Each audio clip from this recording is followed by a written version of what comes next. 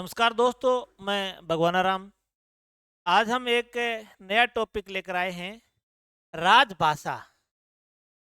आज हम राजभाषा का अध्ययन करेंगे कि हमारे संविधान में राजभाषा के बारे में क्या लिखा गया है, कौन सी भाषा को राजभाषा के रूप में मान्यता दी गई है। तो ये जो टॉपिक है राजभाषा का, ये जैसे सेकंड ग्रेड जो हिंदी से एग्जाम देते हैं, या जो फर्स्ट ग्रेड का एग्जाम देते हैं, या फिर जो सीईटी है, सीईटी जो स्नातक जो ग्रेजुएशन है उसमें ये टॉपिक है। उसके बाद एसआई का जो एग्जाम है उसमें भी ये टॉपिक है। एएसआई की जो नई पोस्ट सर्जित की गई थी उसमें भी ये राजभाषा का टॉपिक है। तो महत्वपूर्ण है, हर एग्जाम में इसे संबंधित क्वेश्चन आते हैं, जैसे second grade Hindi, first grade Hindi, या फिर हम बात करें सीईटी, या फिर एसआई या एएसआई, इनमें क्वेश्चन जरूर पूछे जाते हैं। तो आज हम राजभाषा के बारे में अध्ययन करेंगे। सबसे पहले अगर हम बात करें कि राजभाषा का अर्थ क्या है, पहला जो हमारा जो टॉपिक रहेगा वो है राजभाषा का अर्थ।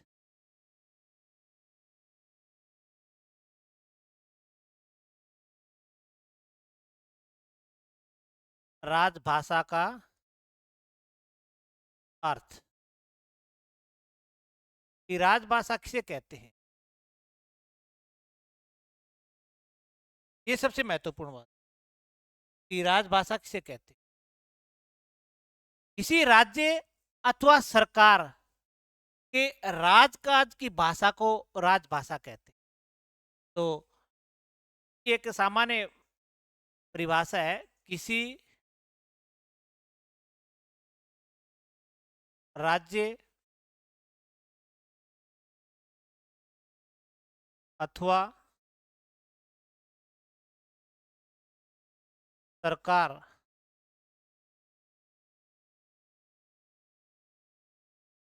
के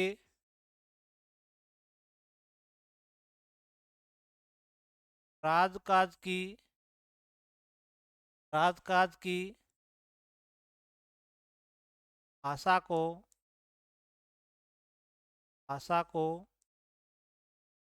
राजभाषा कहते हैं।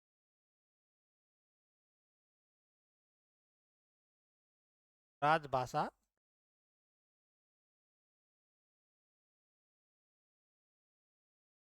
यानी किसी राज्य अथवा सरकार के राजकाज की जो भाषा है उसे हम क्या कहेंगे, राजभाषा कहते हैं। वो क्या कहते हैं, हम राजभाषा कहते हैं। इसके बाद अगर हम बात करें कि हिंदी को राजभाषा, क्योंकि हमारी हिंदी राजभाषा है, तो हिंदी को सबसे पहले राजभाषा बनाने की जो मांग किसने की, हिंदी को राजभाषा बनाने की सबसे पहले मांग है वो किसने की, वो हम देखते हैं। हिंदी को हिंदी को सबसे पहले सबसे पहले राजभाषा राजभाषा बनाने की मांग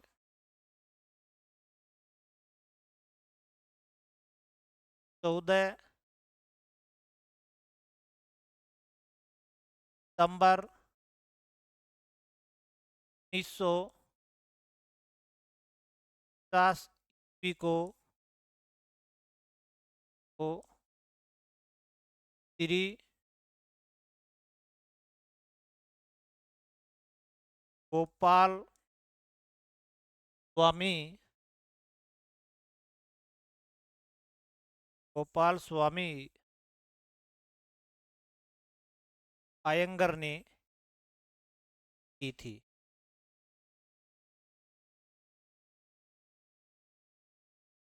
यानी हिंदी को सबसे पहले राजभाषा बनाने की जो मांग थी वो गोपाल स्वामी ने की थी। और कब की? 14 सितंबर 1949 को की थी। उसी दिन संविधान सभा ने हिंदी को राजभाषा की मान्यता दी।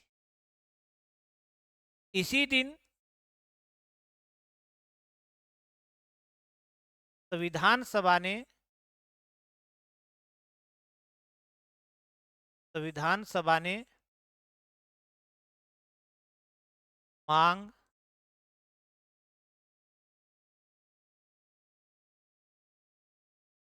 स्वीकार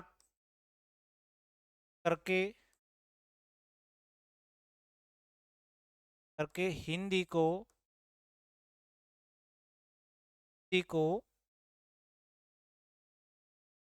राजभाषा की राजभाषा की मान्यता प्रदान की। यानी गोपाल स्वामी ने 14 सितंबर 1949 को संविधान सभा के समक्ष ये मांग रखी थी कि हिंदी को देश की राजभाषा घोषित किया जाए। और संविधान सभा ने भी क्या कि उसी दिन ये मांग स्वीकार कर ली और हिंदी को राजभाषा की मान्यता है वो प्रदान कर दी। तो हिंदी को राजभाषा की मान्यता कब प्रदान की, ये एग्जाम में कई बार एक पूछा गया है। तो 14 सितंबर 1949 को। और सबसे पहले हिंदी को राजभाषा घोषित करने की जो मांग किसने की थी वो थे गोपाल स्वामी। इसके बाद अगर हम बात करें हिंदी दिवस की बात करें कि हिंदी को राजभाषा की मान्यता तो 14 सितंबर 1949 को मिल गई, लेकिन हिंदी दिवस कब से मनाया जा रहा है इसकी बात करें हम। अगला जो हमारा जो टॉपिक है वो है हिंदी दिवस।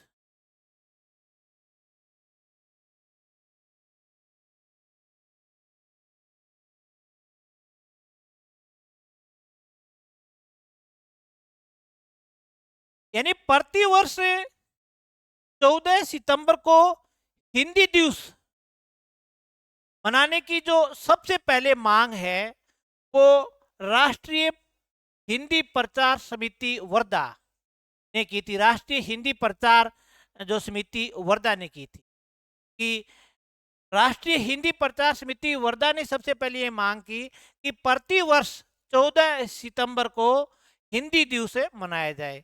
और इसको भी मान्यता मिल गई थी। और उसके बाद 14 सितंबर को प्रतिवर्ष क्या है हिंदी दिवस मनाया जाता है। तो इसमें हम लिखते हैं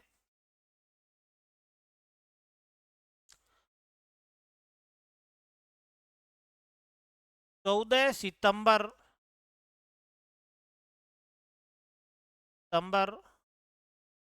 को प्रतिवर्ष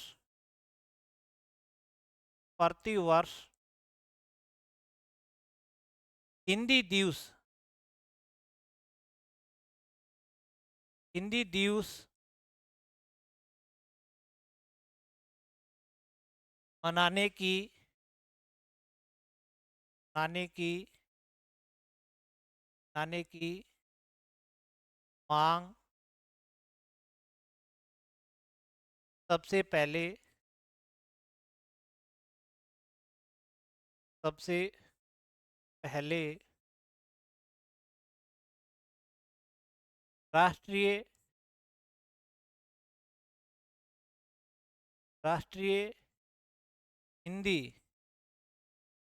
राष्ट्रीय हिंदी प्रचार समिति राष्ट्रीय हिंदी प्रचार समिति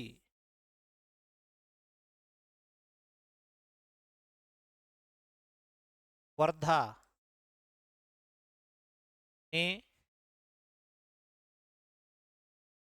14 सितंबर 14 सितंबर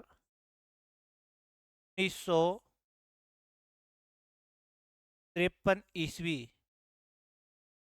में की थी। यानी राष्ट्रीय हिंदी प्रचार समिति वर्धा ने 14 सितंबर 1953 को सबसे पहले हिंदी, जो 14 सितंबर है, उसको हिंदी दिवस के रूप में मनाने की बात कही और ये बात भी स्वीकार कर ली गई। इस मांग को भी स्वीकार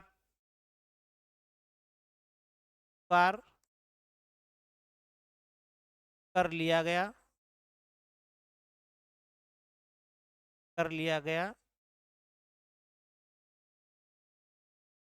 था तथा 14 सितंबर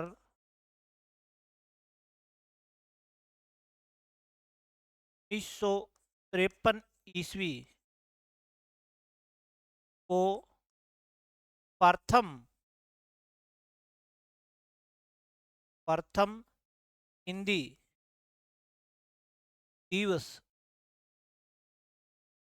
दिवस मनाया गया।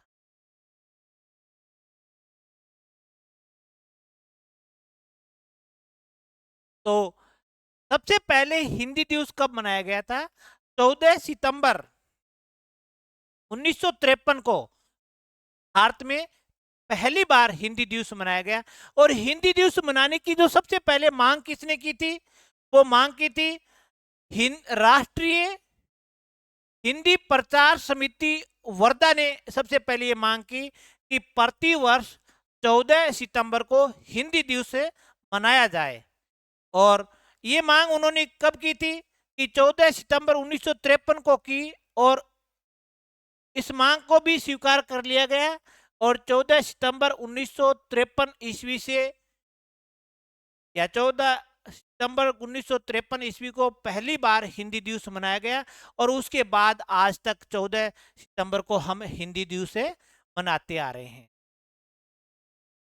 अब बात करते हैं कि भारतीय संविधान में राजभाषा के बारे में क्या लिखा गया है। भारतीय जो संविधान है उसमें राजभाषा के बारे में क्या लिखा गया। अगला हमारा जो टॉपिक है यह है। तो भारतीय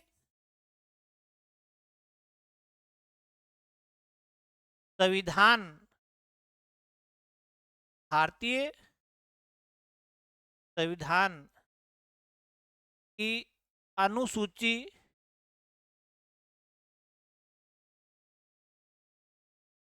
अनुसूची 8वीं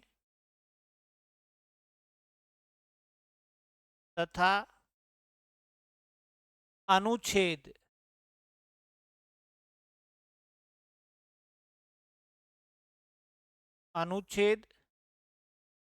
120, 210, 343, 344, 345, 346, 347, 348, 349, 350, 351। यानी भारतीय जो संविधान है उसका अनुच्छेद 120, 210 और 343, 44, 345, 346, 347, 348, 349, 350 और 351 में राजभाषा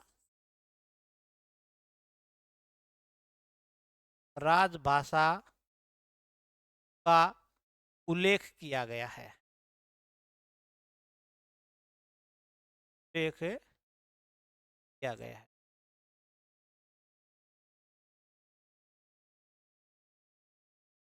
तो भारतीय संविधान की एकमात्र अनुसूची है, कौन सी अनुसूची है? 8वीं अनुसूची है। और भारतीय संविधान के ये अनुच्छेद हैं 120, 210 और 343 से लेकर 351 तक। इन 11 अनुच्छेदों में राजभाषा का उल्लेख किया गया है। यानी अनुसूची कौन सी है? अनुसूची तो एक ही है, अनुसूची हो गई एक, और वो कौन सी है? 8वीं। और अनुच्छेद कितने हो गए? अनुच्छेद हो गए 120, 210, 343 से 351 तक। कुल कितने हो गए? कुल हो गए 11। तो 11 तो अनुच्छेद हैं और एक अनुसूची है जिसमें राजभाषा का प्रावधान है या राजभाषा का उल्लेख किया गया है। भारतीय संविधान के 11 अनुच्छेदों में और एक अनुसूची में राजभाषा का प्रावधान है या राजभाषा के बारे में लिखा गया है। अब हम 120, 210 यानी 11 अनुच्छेदों को अलग अलग पढ़ेंगे, उनमें क्या लिखा गया है, क्या नहीं लिखा गया है। तो सबसे पहले हम पढ़ते हैं अनुच्छेद 120। सबसे पहले हम कौन सा पढ़ते हैं? नंबर 1 है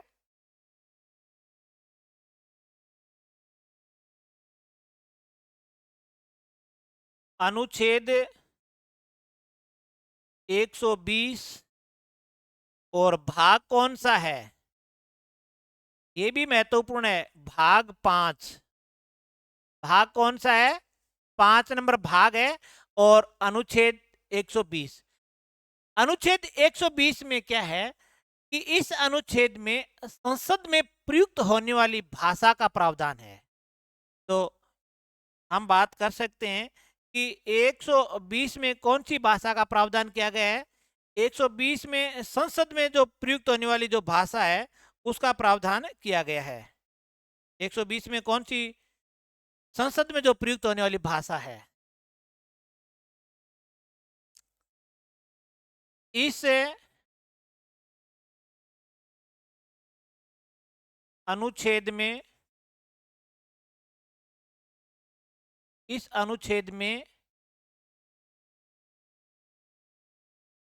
संसद में प्रयुक्त होने वाली संसद में प्रयुक्त होने वाली प्रयुक्त होने वाली भाषा का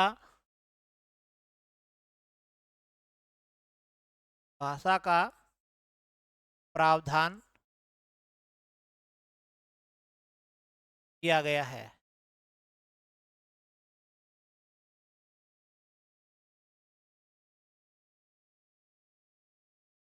तथा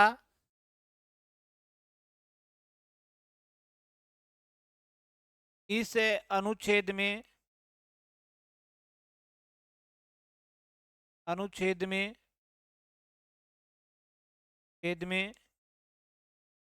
निम्नलिखित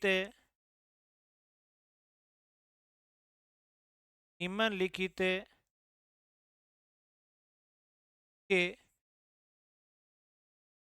बात है, निम्नलिखित मुख्य बात है। यानी इस अनुच्छेद में कौन कौन सी बातें लिखी गई है वो यहाँ पर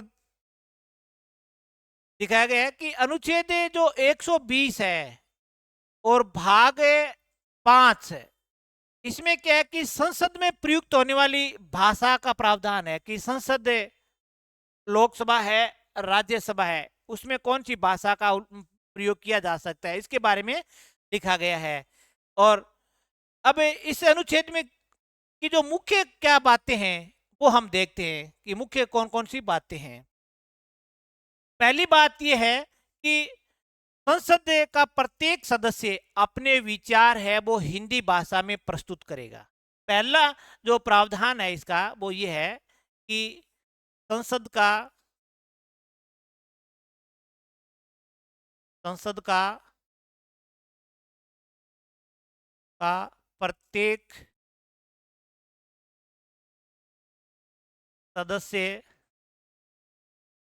सदस्य अपने विचार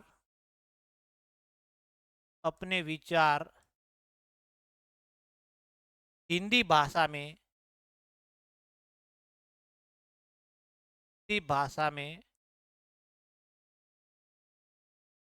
हिंदी भाषा में प्रस्तुत करेगा।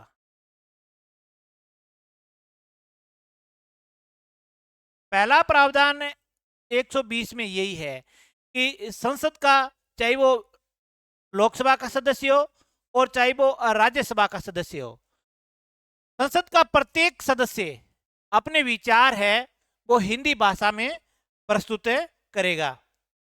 ये इसमें पहली बार लिखा गया। दूसरा जो प्रावधान है इसमें वो है कि आगामी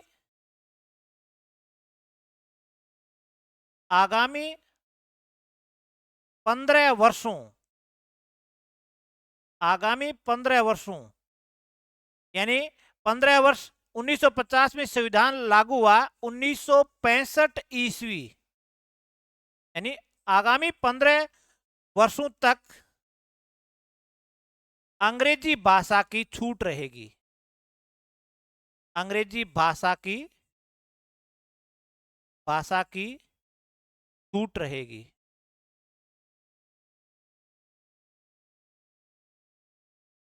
दूसरा प्रावधान इसमें यह कि आगामी 15 वर्षों तक, 1950 को संविधान लागू हुआ, उसके ठीक 15 साल बाद तक यानी 1965 तक कोई भी सदस्य अंग्रेजी में अपने विचार व्यक्त कर सकता है। ये इसकी छूट रहेगी। अगर राष्ट्रपति महोदय है वो कोई दूसरा अध्यादेश जारी न करे तो आगामी 15 वर्षों तक है वो अपनी बात है वो अंग्रेजी में कह सकता है।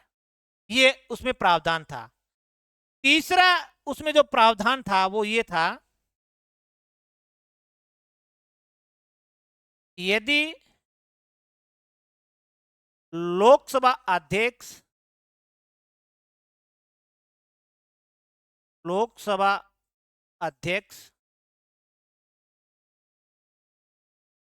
तथा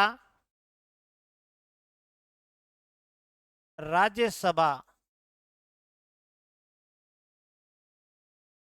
लोकसभा का अध्यक्ष तथा राज्यसभा का सभापति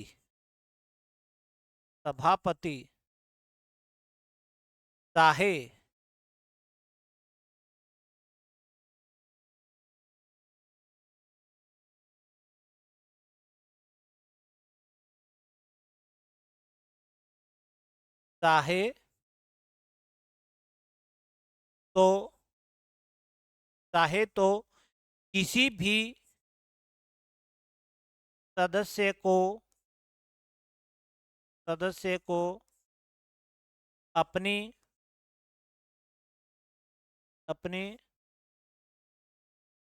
मातृभाषा में विचार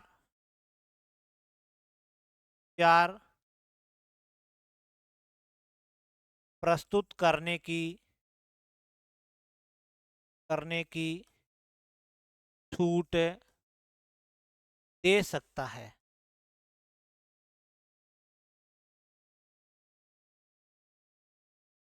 तीसरा प्रावधान इसमें यह था कि कोई भी व्यक्ति, ऐसा कोई व्यक्ति हो, एमपी हो, चाहे वो लोकसभा का हो चाहे वो राज्यसभा का हो, वो हिंदी या अंग्रेजी दोनों भाषाओं में अपने विचार है वो प्रस्तुत नहीं कर सकता है, तो उसे लोकसभा में अगर विचार प्रस्तुत करना है तो लोकसभा अध्यक्ष की अनुमति, और राज्यसभा में अगर विचार प्रस्तुत करने हैं तो राज्यसभा का जो सभापति, उपराष्ट्रपति की अनुमति लेकर वो अपनी जो मातृक जो भाषा है उसमें अपने विचार है वो व्यक्त कर सकता है, अपनी मातृभाषा में विचार व्यक्त कर सकता है।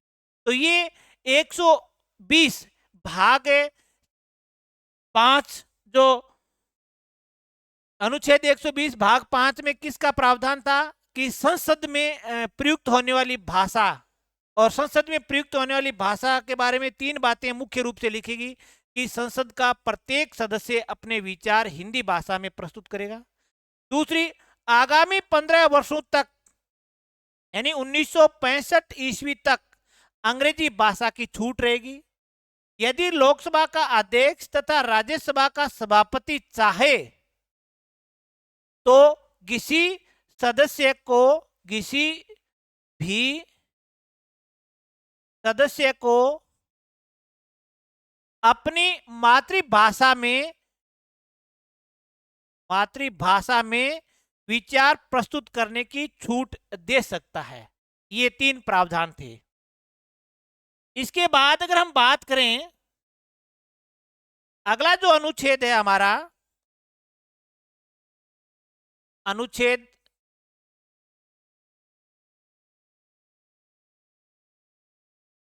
210, अनुच्छेद 210 भाग है। अनुच्छेद 210 और भाग कौन सा है?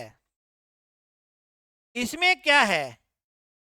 इस अनुच्छेद में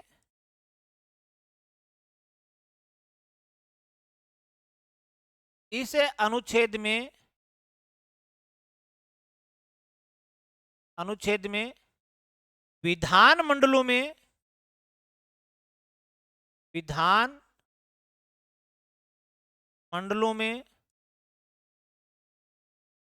प्रयुक्त होने वाली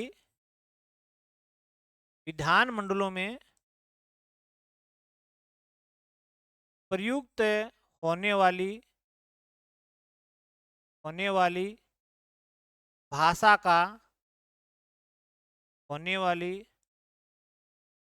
का प्रावधान है। यानी विधान मंडलों में प्रयुक्त होने वाली भाषा का प्रावधान है 210 में। और इस अनुच्छेद में निम्नलिखित मुख्य बात है। इस अनुच्छेद में निम्नलिखित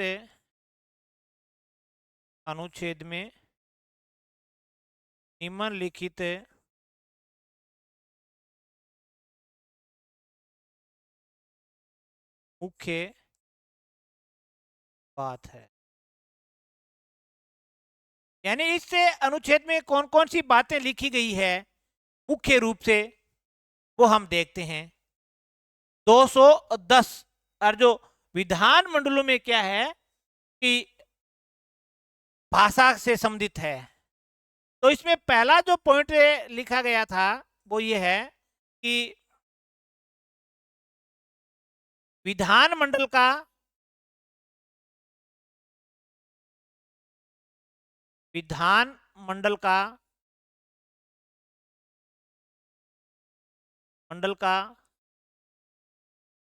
प्रत्येक सदस्य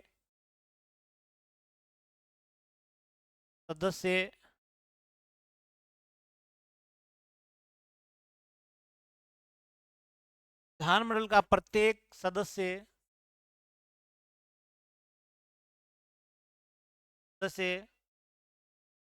हिंदी भाषा में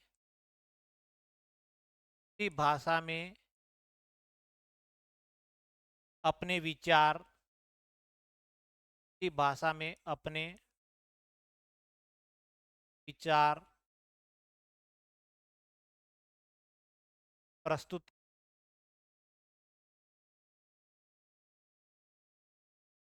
यानी विधानमंडल का प्रत्येक सदस्य है वो हिंदी भाषा में अपने विचार प्रस्तुत करेगा।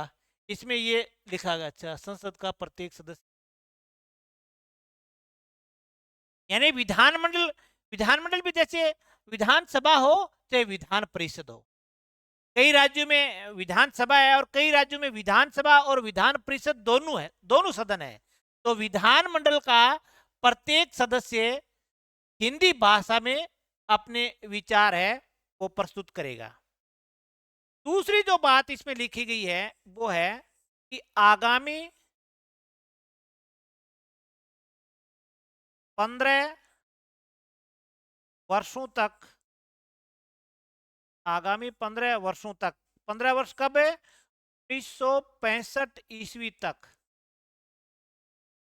1965 ईस्वी तक अंग्रेजी भाषा की, अंग्रेजी भाषा की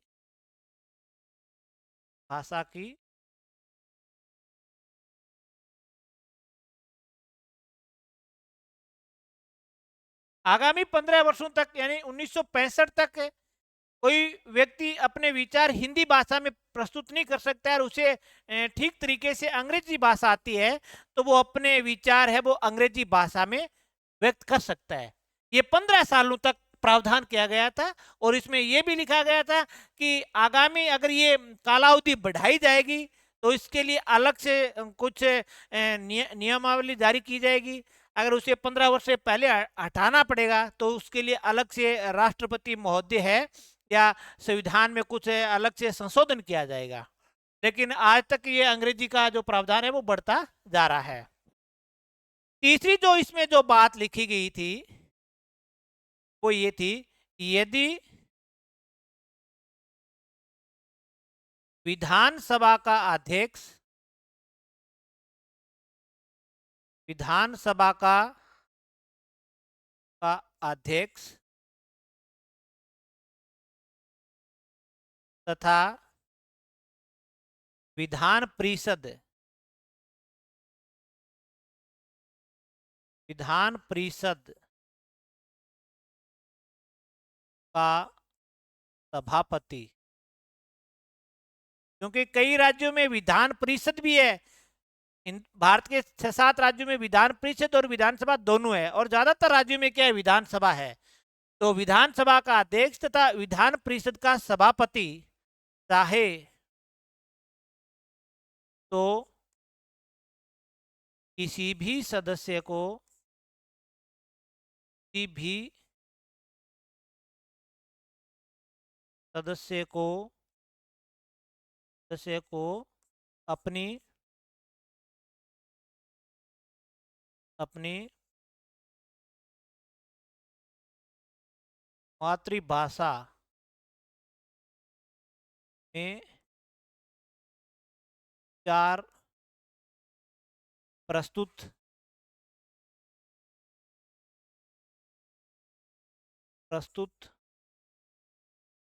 करने की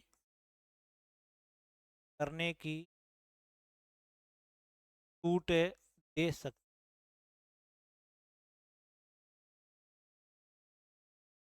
ये बात है, यदि विधानसभा का अध्यक्ष तथा विधान परिषद का सभापति चाहे तो किसी भी सदस्य को क्या है कि मातृभाषा में विचार प्रकट करने की छूट दे सकता है। यदि कोई सदस्य हिंदी भाषा और अंग्रेजी भाषा इन दोनों भाषाओं में अपने विचार प्रकट करने में असमर्थ है तो वो विधानसभा के अध्यक्ष विधान परिषद के सभापति से अनुमति लेकर वो अपनी जो मातृभाषा है उसमें वो विचार प्रकट कर सकता है। इसके बाद अगर हम बात करें अनुच्छेद 343 भाग 17, अगला जो हमारा जो बिंदु है वो है अनुच्छेद है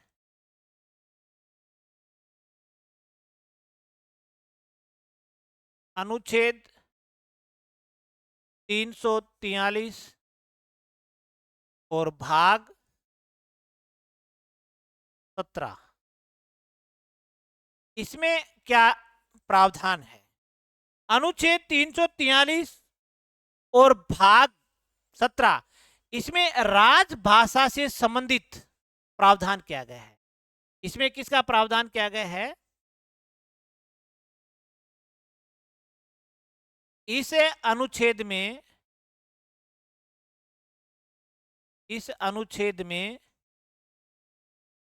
छेद में राजभाषा से संबंधित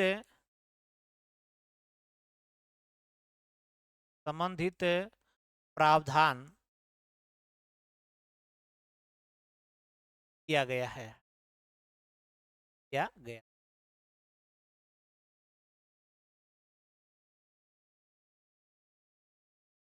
या आप इसे ये भी कह सकते हो, संघ की राजभाषा। इसमें कई बार एग्जाम में पूछा गया है, संघ की राजभाषा का उल्लेख है किसमें किया गया है? वो 343 भाग 17, संघ की राजभाषा। राजभाषा आयोग या राजभाषा समिति का उल्लेख नहीं किया गया है, सिर्फ राजभाषा का ही उल्लेख है इसमें। इसमें मुख्य जो बातें हैं वो हम देखते हैं इस अनुच्छेद में।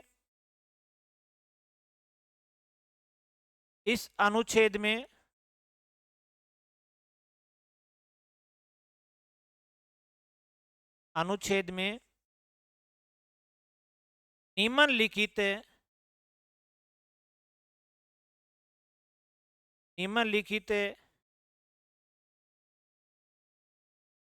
मुख्य बात है। यानी 343 भाग 17 में क्या क्या लिखा गया है, तो ये सबसे महत्वपूर्ण बात है कि संघ की राजभाषा को उल्लेख किया गया है, यानी राजभाषा से संबंधित ये है। और इसमें लिखा क्या गया है? इसमें दो तीन बातें लिखी गई है। जैसे पहली जो बात है कि भारत की राजभाषा हिंदी होगी। भारत की राजभाषा हिंदी होगी, एक बात तो ये लिखी गई है। दूसरी बात है लिपि देवनागरी होगी। तीसरी जो बात इसमें लिखी गई थी कि अंकों का स्वरूप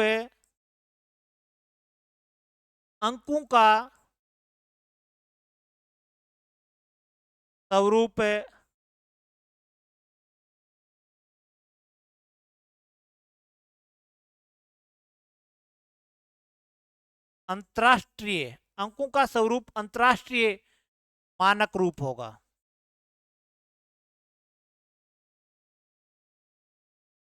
यानी अंतरराष्ट्रीय मानक रूप कौन सा?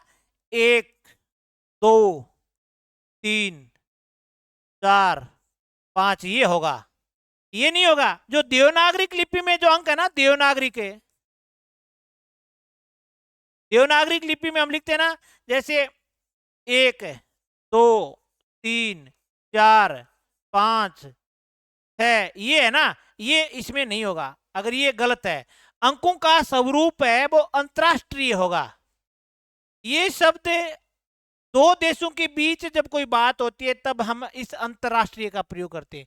और एक ही देश के मध्य दो राज्यों के बीच से अगर बातचीत हो तो हमें ये शब्द कई बार पूछ लिया जाता है, जैसे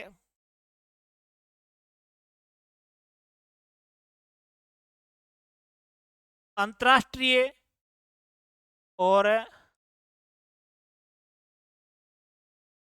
अंतरराष्ट्रीय दोनों ही शुद्ध है। ये है दो या दो से अधिक देशों के बीच। और ये है इसका संधि विच्छेद करते हो ना तो अंतः प्लस राष्ट्रीय आता है। इसका मतलब है अंतः का मतलब अंदर, और इसमें क्या आता है अंतर, यानी दो देशों के बीच अंतर आ गया, और ये है अंदर अंतः प्लस राष्ट्रीय। इसका मतलब एक ही देश के मध्य अलग अलग राज्यों के बीच अगर बातचीत हो तो वो अंतरराष्ट्रीय ये है, दो देशों के मध्य अगर कोई बातचीत हो तो वो ये है। दोनों ही शब्द अपने आप में शुद्ध है। बात कर रहे थे कि हम 343 भाग 17 में क्या लिखा गया है कि भारत की राजभाषा हिंदी होगी, लिपि देवनागरिक होगी। लेकिन देवनागरिक लिपि के जो अंक हैं, देवनागरिक लिपि के अंक कौन से? ये नहीं चलेंगे। अंकों का जो स्वरूप होगा वो अंतरराष्ट्रीय मानक रूप होगा, और अंतरराष्ट्रीय मानक रूप ये है 1 2 3 4 5, जैसे 6 7 8 9 10, ये चलेगा। ये देवनागरिक लिपि, लिपि जरूर देवनागरिक होगी, लेकिन देवनागरिक लिपि में जो अंक लिखे गए हैं वो नहीं चलेंगे। अंकों का स्वरूप है वो अंतरराष्ट्रीय होगा। तो आज इस क्लास में हमने राजभाषा का टॉपिक शुरू किया, और राजभाषा का टॉपिक है वो जैसे कौन सी एग्जाम में आ सकता है, सेकंड ग्रेड में आएगा, फर्स्ट ग्रेड हिंदी में आएगा, सीईटी जो ग्रेजुएशन लेवल की है उसमें आता है, एसआई और एएसआई इन दोनों में ये टॉपिक है। इसके बाद सबसे पहले हमने राजभाषा का अर्थ क्या है, किसी राज्य अथवा सरकार के राजकाज की भाषा को क्या कहते हैं, राजभाषा कहते हैं। हिंदी को सबसे पहले राजभाषा बनाने के लिए मांग किसने की? तो 14 सितंबर 1949 को श्री गोपाल स्वामी अय्यर ने की थी, अयंगर ने की थी। इसी दिन संविधान सभा ने यह मांग भी स्वीकार कर ली और हिंदी को राजभाषा की मान्यता प्रदान की। तो हिंदी को राजभाषा की मान्यता कब मिली थी? 14 सितंबर 1949 को मिली थी। अब बात करते हैं हिंदी दिवस। अब हिंदी को राजभाषा की मान्यता मिल गई, लेकिन हिंदी दिवस कब से मनाया गया? तो हिंदी दिवस है वो सबसे पहले है 14 सितंबर 1953 को मनाया गया था। और हिंदी दिवस मनाने की जो मांग सबसे पहले किसने की थी? राष्ट्रीय हिंदी प्रचार समिति वर्धा ने की थी 14 सितंबर 1953 को, और उसी दिन ये मांग भी स्वीकार कर ली गई। इसके बाद हम बात करें कि भारतीय संविधान में राजभाषा से संबंधित कौन सी अनुसूची है और कितने अनुच्छेद हैं। तो अनुसूची 1 है 8 और अनुच्छेद हैं कुल 11। अब 8वीं अनुसूची में 22 भाषाओं का उल्लेख है। इसके बारे में हम अलग से पढ़ेंगे कि 8वीं अनुसूची में मूल कौन कौन सी भाषाएं थी और बाद में कौन कौन सी भाषाएं और जोड़ दी गई, इनके बारे में भी हमें पढ़ेंगे। सबसे पहले हमने 120 भाग 5 को देखा। इसमें संसद में जो प्रयुक्त होने वाली जो भाषा है, तो संसद की भाषा का प्रावधान 120 में किया गया है, और भाग है 5, और इसमें ये 3 बातें हैं। फिर विधानमंडल में प्रयुक्त होने वाली भाषा 210 भाग 6 में है, और इसमें भी ये 3 ही प्रावधान है। इसके बाद अनुच्छेद 343 ये संघ की राजभाषा से संबंधित है या राजभाषाओं से संबंधित प्रावधान है, वो 343 में किया गया है। और 343 में जो बातें लिखी गई है ये है कि भारत की राजभाषा हिंदी होगी, लिपि देवनागरी होगी, अंकों का स्वरूप है वो अंतरराष्ट्रीय होगा। ये देवनागरिक लिपि वाले ये अंक नहीं चलेंगे। तो इस क्लास में बस इतना ही। बाकी जो अनुच्छेद बच गए हैं 11 में से हमने 210 से 120 और 343 3 का अध्ययन कर लिया है, 8 बाकी हैं, और भी जो बातें राजभाषा से संबंधित हैं अगली क्लास में पढ़ेंगे। तब तक के लिए जय हिंद जय भारत।